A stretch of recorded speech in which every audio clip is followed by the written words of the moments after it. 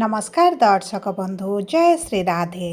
पवित्र राखी पूर्णिमा बा गम्हा पूर्णिमार हार्दिक अभिनंदन एवं शुभेच्छा जणाई आजिर कार्यक्रमटी को आरंभ करिबा। आपणकर जदि मेष राशि होइथाए तेबे एही भिडियोटी को थरे मात्र शेष पर्यंत देखंतु। निजर व्यस्त बहुल समय मध्यरु मात्र 10 मिनिट समय आपण निज पाई दियंतु, कहीं आजिर एही कार्यक्रमटी समस्त मेष राशि व्यक्ति विशेषंक पाई बहुत अधिक गुरुत्वपूर्ण रही। कारण आपणक जीवन में निश्चित भाव में घटिबा पाई जाउछि बड़ घटनाटीए, किंतु एही घटनाटी आपणक पाई शुभदायक ना अशुभदायक रहिबो एही भिडियो रे आगो को जणाइबी। देखंतु दर्शक बंधु, ओडिया पांजी अनुसार अगस्ट मास 28 तारिख दिन माने राखी पूर्णिमा बा गम्हा पूर्णिमा दिन देवगुरु बृहस्पति समेत 4टी शुभ ग्रह करुछंती परिवर्तन।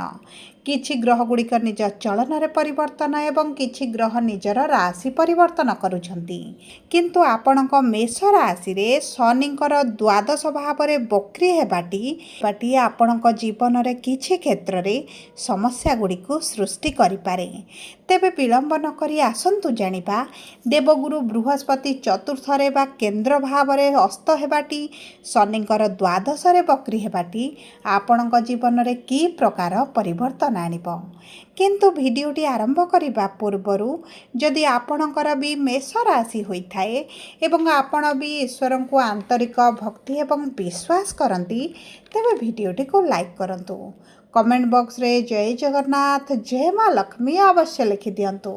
ता सहित आम सह जोगाजोग करिबा पई वीडियोर मध्य भाग रे एक व्हाट्सएप नंबर टिए दिया जाइछि, जो नंबर साहाय्य आपण आम सह जोगाजोग करी निजर नूतन कुंडली प्रस्तुत करि परिबे, कुंडली विश्लेषण कराई परिबे, किंबा आपणकर चाकरी, विवाह, व्यवसाय, प्रेम संपर्क, शिक्षा, स्वास्थ्य, संतान को नहीं किछि समस्या रही ताहार सहजर एवं स्वल्प मूल्य रे समाधान करि परिबे। सेतिपई आपण आम सह वीडियोर शेष पर्यंत जोड़ी होई रुहंतु एवं व्हाट्सएप नंबर माध्यम रे आम सह जोगाजोग करी खूब कम मूल्य रे आपणक समस्यार समाधान करंतु। एबे आसंतु कार्यक्रमटी को आगो को बढ़ाइबा एवं जानिबा एही राखी पूर्णिमा परठारु आपणक जीवन रे की प्रकार परिवर्तन आसिबो। देखंतु दर्शक बंधु, आपणकर शनिकर 7.5 आरंभ होईची एवं शनि द्वादश रे विराजमान करी बक्री स्थिति रे थिबा कारणरु आपणकर स्वास्थ्य रे बहुत अधिक समस्या गुड़िक देखा जाउची। आपणकर आर्थिक समस्या मध्य बढ़ुची। आपणकर अजथा खर्च गुड़ाए हेबा कारणरु आपणक आय हेले मध्य व्यय आपणकर मध्य बढ़ी चलीची, जो कारणरु आपणकर अर्थ समस्या हेउ, पारिवारिक दुश्चिंता को नहीं हेउ, परिवार मध्य खुशीर वातावरण रहुनाही। विद्यार्थी माने तो शिक्षा क्षेत्र में बहुत अधिक समस्या दे गति करुछंती। आपणकर समाज रे मान सम्मान कोनोसी ना कोनोसी कारण को नहीं हानि घटुची। आपणकर शत्रु वृद्धि हेउछंती। विशेष भाव रे आपणकर चाकरी प्राप्ति रे बहुत अधिक समस्या मध्य देखुछंती। बारंबार चाकरी पई चेष्टा करी विफलता निराशतार सम्मुखीन हेउछंती। संतान संततिक पई बहुत अधिक चिंता रहुची। संतान प्राप्ति रे विलंब हेउची एवं देखंतु विवाहर किछि वर्ष अतिक्रम करिबा परे मध्य संतान सुखरु वंचित रहिछंती। व्यापार वाणिज्य रे आपणकर बहुत अधिक लॉस मध्य चलीछि। आपणकर पूर्वरु जो भली लाभ हेउतला वर्तमान से परि लाभ आपणको देखिबा को मिलुनी। आपणक प्रेम जीवन रे समस्या बढ़िछि, दूरता मध्य बढ़ुछि। दाम्पत्य जीवन रे छोट कथा को नै कलह, मनमालिन, मतभेद भली परिस्थिति मध्य आपण देखिबा को पाउछंती। तेबे देखंतु शनिक 7.5 प्रभाव हेउ, देवगुरु बृहस्पति शुभ ग्रह अस्त हेअंतु, तार जो प्रभाव गुड़िक आपणक जीवन रे लागि रहितला ताहा ही राखी पूर्णिमा पर किछि क्षेत्र रे आपणको निश्चित भाव रे शुभाशुभ फल प्राप्ति हेबो। तेबे सर्वप्रथम जानिबा अश्विनी मेष राशि 1/1 मेष राशि व्यक्ति विशेष मानकर केतु हेउछंती नक्षत्राधिपति विराजमान करिछंती आपणक राशिर धर्म त्रिकोण बा पंचम भाव रे एवं सूर्यंकर पंचम भाव को आगमन गोचर हेबाटी आपणक सरकारी चाकरी अति प्रबल योग बनाइब। जो मेष राशि व्यक्ति विशेष माने सरकारी चाकरी पई दीर्घ दिन वाला चेष्टा करी କ୍ଷେତ୍ରରେ ବିଫଳତା ଦେଖୁଥିଲେ, ଆପଣଙ୍କ ପାଇଁ ସରକାରୀ ଚାକିରିର ଅତି ପ୍ରବଳ ଯୋଗ ସହିତ ଏବଂ ଏହି ସମୟ ମଧ୍ୟରେ ଆପଣଙ୍କ ଭାଗ୍ୟ ସାଥ ଦେଉଛି, ପରିଶ୍ରମ ବୃଦ୍ଧି କରିଲେ ନିଶ୍ଚିତ ଭାବରେ ସରକାରୀ ଚାକିରି ପ୍ରାପ୍ତ କରିବେ।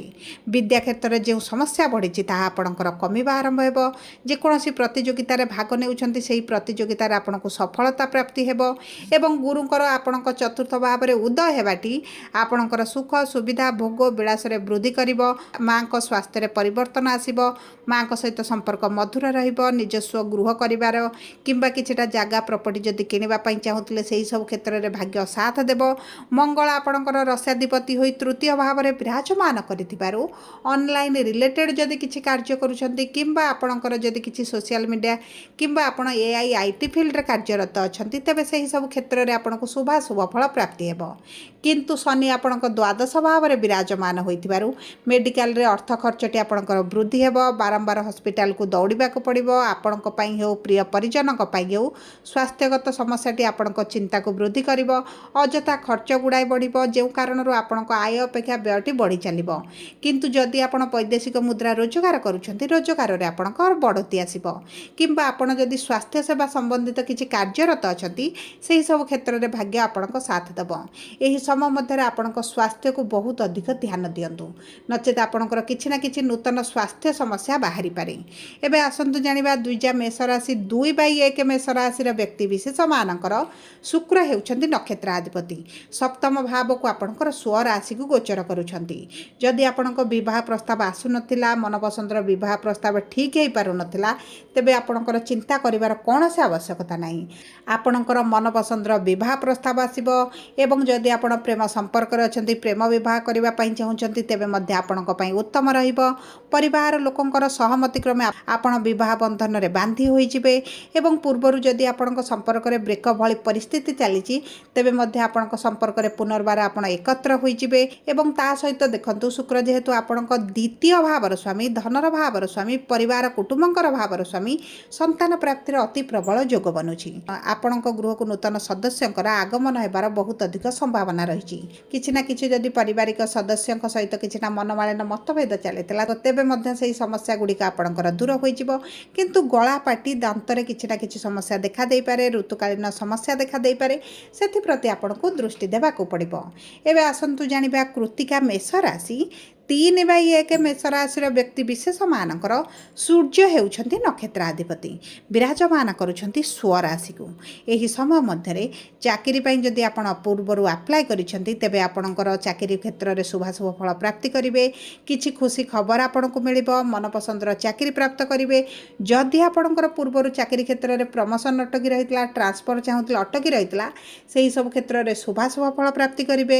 ମାନ ସମ୍ମାନ ବୃଦ୍ଧି ଘଟିବ। ଆପଣଙ୍କୁ କୌଣସି ନା କୌଣସି କାରଣକୁ ନେଇ ସମ୍ମାନିତ କରାଯାଇପାରେ। ଉଚ୍ଚସ୍ତରୀୟ ଲୋକଙ୍କ ସହିତ ଯୋଗାଯୋଗ ଆପଣଙ୍କ ବୃଦ୍ଧି ଘଟିବ। ଅଟକିଥିବା କାର୍ଯ୍ୟଗୁଡ଼ିକ ଆପଣଙ୍କର ସମ୍ପୂର୍ଣ୍ଣ ହେବ। ଦୀର୍ଘ ଦିନର କିଛି ଇଚ୍ଛା ଅଭିଳାଷ ଆପଣଙ୍କର ପୂରଣ ହେବା ପାଇଁ ଯାଉଛି। ବିଶେଷ ଭାବରେ ଆପଣଙ୍କ ଭାଗ୍ୟ ମଜବୁତ ହେବା ପାଇଁ ଯାଉଛି। କିଛିଟା ଗୁପ୍ତ ଧନ ଆପଣଙ୍କୁ ପ୍ରାପ୍ତି ହୋଇପାରେ। କିଛିଟା ଅର୍ଥ ଲାଭ କରିପାରନ୍ତି। ସରକାରୀ ସହାୟତା ରାଶି ପ୍ରାପ୍ତି କରିପାରନ୍ତି। କିମ୍ବା ଆପଣ ଏହି ସମୟ ମଧ୍ୟରେ ଉଚ୍ଚଶିକ୍ଷାର ଯଦି ଅଭିଳାଷ ରଖିଛନ୍ତି, ଆପଣଙ୍କର ସେହି ଅଭିଳାଷ ଗୁଡ଼ିକ ପୂରଣ ହେବ। ଯଦି ଆପଣ ପୂର୍ବରୁ ବିଦେଶରେ ରହୁଥିଲେ, ତେବେ ସେଠାରେ ଆପଣଙ୍କ ସ୍ୱାସ୍ଥ୍ୟକୁ ଜଗିବାକୁ ପଡ଼ିବ। ମାନସିକ ଦୁଶ୍ଚିନ୍ତା ବଢ଼ିପାରେ। ରୋଜଗାରରେ ଉଚ୍ଚ ନିଚ ଭଳି ପରିସ୍ଥିତି ମଧ୍ୟ ଦେଖା ଦେଇପାରେ। କିଛି ମେଷ ରାଶିର ବ୍ୟକ୍ତିବିଶେଷମାନଙ୍କର ଚାକିରି ଚାଲିଯିବାର ଭଳି ମଧ୍ୟ ପରିସ୍ଥିତି ଦେଖା ଦେଇପାରେ। ସେଥିପାଇଁ ଆପଣଙ୍କୁ ନିଶ୍ଚୟ ବାଣୀ ଉପରେ ଧ୍ୟାନ ଦେବା ସହିତ କୌଣସି ଦ୍ୱନ୍ଦ୍ୱ ଭଳି ପରିସ୍ଥିତିରେ ଆପଣ ନ ପଶିଲେ ଆପଣଙ୍କ ପାଇଁ ଉତ୍ତମ ରହିବ। ଶନି ଯେହେତୁ ଆପଣଙ୍କର ଦଶମ ବା କର୍ମଭାବର ସ୍ୱାମୀ ଅଟନ୍ତି, ଯଦି ଆପଣ ପୂର୍ବରୁ ବିଦେଶ ଯିବା ପାଇଁ ଚାହୁଁଥିଲେ, ତେବେ ଆପଣଙ୍କ ପାଇଁ ଉତ୍ତମ ସମୟ ରହିବ। ଏବେ ଆସନ୍ତୁ ଜାଣିବା କ'ଣ ରହିଛି ସହଜ ଏବଂ ସରଳ ପ୍ରତିକାର, ଯାହା ଆପଣଙ୍କର ଅଶୁଭତ୍ୱକୁ ଦୂର କରିବ, ଶୁଭାଶୁଭ ଫଳକୁ ବୃଦ୍ଧି କରିବ। ଆପଣ ପ୍ରତ୍ୟେକ ଦିନ ହନୁମାନ ଚାଳିଶା ପାଠ କରନ୍ତୁ। ପ୍ରତ୍ୟେକ ଦିନ କୁକୁରଙ୍କୁ ଖାଇବା ପାଇଁ ଦିଅନ୍ତୁ।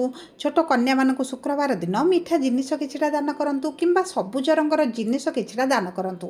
ଅଳଙ୍କାର ହେଉ କିମ୍ବା କିଛିଟା ଶାଢ଼ୀ ଚୁଡ଼ି ଭଳି କିଛିଟା ଶୃଙ୍ଗାର ଜନିତ ଜିନିଷ ଯଦି ଦାନ କରନ୍ତି, ଆପଣଙ୍କ ପାଇଁ ଉତ୍ତମ ରହିବ। ସୂର୍ଯ୍ୟଙ୍କୁ ପ୍ରାତଃ ସମୟରେ ଜଳ ଅର୍ପଣ କରନ୍ତୁ। ଆଦିତ୍ୟ ହୃଦୟ ସ୍ରୋତ ପାଠ କରନ୍ତୁ। ଗୁରୁଙ୍କର ବୀଜ ମନ୍ତ୍ର ଜପ କରନ୍ତୁ ଏବଂ ଯଦି ଆପଣଙ୍କ ପାଇଁ ସମ୍ଭବ ହୁଏ, ଅଶ୍ୱସ୍ଥ ବୃକ୍ଷ ମୂଳରେ ପ୍ରାତଃ ସମୟରେ ଜଳ ଅର୍ପଣ କରନ୍ତୁ। ଆପଣଙ୍କ ପାଇଁ ଅତ୍ୟନ୍ତ ଶୁଭଦାୟକ ରହିବ। ଯଦି ଆପଣଙ୍କର ମେଷ ରାଶି ହୋଇଥାଏ, ଭିଡ଼ିଓଟି କିଭଳି ଲାଗିଲା କମେଣ୍ଟ ବକ୍ସରେ ଲେଖି ଜଣାନ୍ତୁ। ଯଦି ପ୍ରଥମ ଥର ଆମ ଚ୍ୟାନେଲକୁ ଆସିଛନ୍ତି, ଚ୍ୟାନେଲଟିକୁ ସବସ୍କ୍ରାଇବ୍ କରନ୍ତୁ। ପାଖରେ ଥିବା ବେଲ୍ ଆଇକନକୁ ପ୍ରେସ୍ କରନ୍ତୁ। ଧନ୍ୟବାଦ।